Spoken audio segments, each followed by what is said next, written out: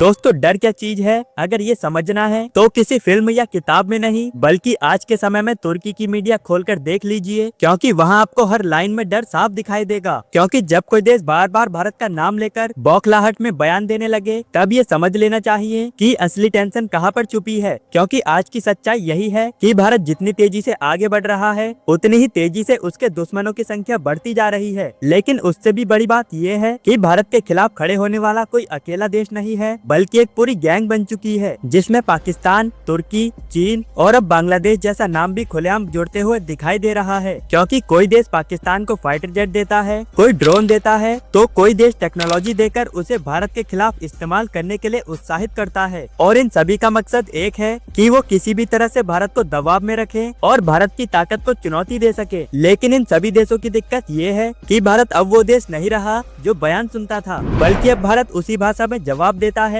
जिस भाषा में उसे समझाया जाए। दरअसल ये पूरा मामला साइप्रस से जुड़ा हुआ है, जो कि एक छोटा सा देश जरूर है लेकिन रणनीतिक रूप से बेहद अहम माने जाने वाला साइप्रस, जो पिछले कई सालों से तुर्की के दबाव में जी रहा था। और क्योंकि 1974 में जो हुआ था कि कैसे तुर्की ने साइप्रस के उत्तरी हिस्से पर कब्जा किया और कैसे एक हंसते खेलते शहर में सन्नाटा छा चुका है, क्योंकि वहाँ पर ऊंची ऊंची इमारतें हैं लेकिन उनमें कोई भी नहीं दिखता, सड़कें खाली हैं और वहाँ से आवाज गायब हो चुकी है। और ये सब इसलिए हुआ क्योंकि तुर्की ने वहाँ पर अपनी सेना बैठा दी है। लेकिन जब साइप्रस अपने हक की बात करता है तो फिर उसे हथियारों की जरूरत है, ताकत की जरूरत है। और फिर यहीं से एंट्री होती है भारत की, क्योंकि टर्किश मीडिया ये दावा कर रही है कि भारत साइप्रस को ब्रह्मोस मिसाइल देने पर विचार कर रहा है। लेकिन आप सोच कर देखिए कि सिर्फ एक खबर ने तुर्की में इतना हड़कंप मचा दिया है कि वहाँ के जनरल टीवी पर आकर भारत को धमकियां देने लगे हैं, बयानबाजी कर रहे हैं। लेकिन इसका मतलब साफ है कि ब्रह्मोस मिसाइल सिर्फ एक मिसाइल नहीं बल्कि एक साइकोलॉजिकल वेपन है, जिसकी चर्चा होने से ही दुश्मन की नींद उड़ जाती है। क्योंकि दोस्तों तुर्की को डर ये नहीं है कि भारत साइप्रस को मिसाइल दे रहा है, बल्कि तुर्की को डर ये है कि अगर साइप्रस के पास ताकत आ जाती है तो फिर तुर्की की मनमानी खत्म हो जाएगी। लेकिन तुर्की ने भारत पर ये आरोप लगाया है कि भारत जानबूझकर ग्रीस और साइप्रस जैसे देशों के साथ दोस्ती बढ़ा रहा है ताकि तुर्की की नेतागिरी पर सवाल उठाए जा सके। और खासकर उस समय पर जब तुर्की काला सागर और पूर्वी मध्य सागर में अपना दबदबा बनाने की सोच रहा है, लेकिन भारत भी उसे संतुलित करना चाहता है। और यही बात तुर्की को सबसे ज्यादा चुभ रही है, क्योंकि अभी तक तुर्की दूसरों के झगड़ों में आग लगाता रहा, लेकिन जब वही आग उसकी तरफ बढ़ी तो फिर तुर्की घबरा गया। लेकिन इसमें सबसे मजेदार बात यह है कि तुर्की भारत को युद्ध भड़काने का आरोप लगा रहा है, जबकि हकीकत ये है कि तुर्की पाकिस्तान के साथ मिलकर भारत के खिलाफ हर मोर्चों पर काम करता है। क्योंकि चाहे कश्मीर का मुद्दा हो, चाहे अंतर्राष्ट्रीय मंच हो, हर बार तुर्की पाकिस्तान के साथ खड़ा होता है। लेकिन जब भारत इस समय साइप्रस के साथ दोस्ती बढ़ा रहा है तो फिर तुर्की को तकलीफ होने लगी है। और यही वो असली डर है जो इस समय तुर्की को सता रहा है। क्योंकि आपने कई बार देखा होगा कि पाकिस्तान को चीन ने अपने फाइटर जेट दिए हैं ताकि वो हवा में भारत के सामने खड़ा हो सके, लेकिन हर बार नतीजा क्या होता है, वही पाकिस्तान आज भी अपने एयरबेस की सुरक्षा नहीं कर पा रहा। तो वहीं दूसरी तरफ तुर्की पाकिस्तान को अपने ड्रोन देकर भारत की जासूसी करने की कोशिश की, लेकिन भारत ने न सिर्फ उन ड्रोन को पकड़ा बल्कि दुनिया को ये भी दिखा दिया है कि टेक्नोलॉजी के मामले में अब भारत किसी से पीछे नहीं है। और जब इस समय भारत ने अपनी विदेश नीति में थोड़ा बदलाव किया है तो फिर तुर्की जैसे देशों की नींद उड़ चुकी है। लेकिन अगर भारत वाकई में साइप्रस को ब्रह्मोस मिसाइल दे देता है तो फिर इसका असर सिर्फ साइप्रस तक सीमित नहीं रहेगा, क्योंकि ब्रह्मोस देना सिर्फ एक हथियार का ट्रांसफर नहीं होगा बल्कि ये पूरे रीजन की पावर बैलेंस को हिला सकता है। क्योंकि ब्रह्मोस कोई साधारण मिसाइल नहीं है बल्कि ये दुनिया की सबसे तेज सुपरसोनिक क्रूज मिसाइल मानी जाती है, जिसकी स्पीड और सटीकता के सामने बड़े बड़े एयर डिफेंस सिस्टम भी कमजोर पड़ जाते हैं। लेकिन अब जरा सोचिए, जिस साइपर को तुर्की अभी तक हल्के में लेता आया, आज अगर उसी साइप्रस के पास भारत की ब्रह्मोस मिसाइल आ जाती है तो फिर तुर्की की पूरी रणनीति एक झटके में ध्वस्त हो सकती है। क्योंकि इसका सबसे पहला असर ये होगा कि तुर्की साइप्रस को दबाने से पहले 100 बार सोचेगा, क्योंकि ब्रह्मोस की रेंज इतनी दूर तक है कि साइप्रस से तुर्की के कई अहम मिलिट्री बेस को उड़ाया जा सकता है। क्योंकि अभी तक तुर्की ये मानकर चल रहा था कि साइपर कुछ भी नहीं कर पाएगा, लेकिन भारत ने अगर ब्रह्मोस दे दी तो फिर ब्रह्मोस मिलने के बाद तस्वीर बदल जाएगी। और ऐसे में वो स्थिति बन जाएगी जो इस समय भारत और पाकिस्तान के बीच बनी हुई है, जहां सिर्फ एक हथियार ने पूरे इलाके को शांत कर दिया है। इसके अलावा पूर्वी भूमध्य सागर में तुर्की की दादागिरी खत्म हो जाएगी, क्योंकि अभी तक जिस इलाके को तुर्की अपना क्षेत्र मानकर चल रहा था, अब वहाँ पर एक ऐसा देश बैठने वाला है जिसके पास भारत की तकनीक और भारत का समर्थन होगा। और ये बात सिर्फ तुर्की तुर्की को ही नहीं बल्कि नाटो जैसे देशों को भी सोचने पर मजबूर कर देगी, क्योंकि पहली बार भारत ने इस युद्ध में एक गेम चेंजर की भूमिका निभाई है। इसके अलावा इस एक ब्रह्मोस मिसाइल के कारण पाकिस्तान को भी जबरदस्त संदेश जाएगा, क्योंकि वही पाकिस्तान जो हर मंच पर तुर्की का इस्तेमाल करता है, और इसलिए उसे साफ समझ में आएगा कि भारत अपने डिफेंस एक्सपोर्ट को भी एक रणनीति का हिस्सा बना चुका है। लेकिन आज अगर साइप्रस है तो कल को कोई और देश भी हो सकता है, यानी कि जो देश भारत के खिलाफ मोर्चा बनाएगा उन्हें जवाब सिर्फ बॉर्डर पर नहीं बल्कि इंटरनेशनल लेवल पर दिया जाएगा। लेकिन ये कहानी यही खत्म नहीं होती, क्योंकि भारत की ब्रह्मोस मिसाइल सिर्फ एक मिसाइल नहीं बल्कि पूरी दुनिया को ये संदेश देती है कि भारत की रणनीतिक ताकत पहले से काफी मजबूत हो चुकी है, क्योंकि जो देश भारत को धमकाने की कोशिश करते हैं उनके मुंह पर ताला लगाने के लिए केवल एक मिसाइल ही काफी है। क्योंकि जब से ब्रह्मोस की बात सामने आई है तभी से तुर्की और पाकिस्तान ने चुप्पी साध ली है, और इससे ये पता चलता है कि ब्रह्मोस सिर्फ एक मिसाइल नहीं बल्कि दुश्मनों की बोलती बंद करने वाला हथियार बन चुका है। लेकिन तुर्की का गुस्सा और धमकियां इसलिए भी बढ़ रही है क्योंकि उसे पता है कि अगर डील आगे बढ़ी तो फिर साइप्रस कमजोर नहीं रहेगा और तुर्की की कई साल पुरानी दबंगी पहली बार चुनौती का सामना करेगी। यही वजह है कि तुर्की अभी से भारत को चेतावनी दे रहा है, बयानबाजी कर रहा है, क्योंकि असली लड़ाई शुरू होने से पहले ही तुर्की अपने शब्दों से भारत को दबाने की कोशिश कर रहा है। लेकिन भारत किसी की बयानबाजी से डरता नहीं, और आज की तारीख में भारत की विदेश नीति सिर्फ बचाव की नहीं बल्कि संतुलन की बन चुकी है, क्योंकि भारत जानता है कि अगर दुश्मन मिलकर घेराव करेगा तो फिर जवाब भी मिलकर दिया जाएगा।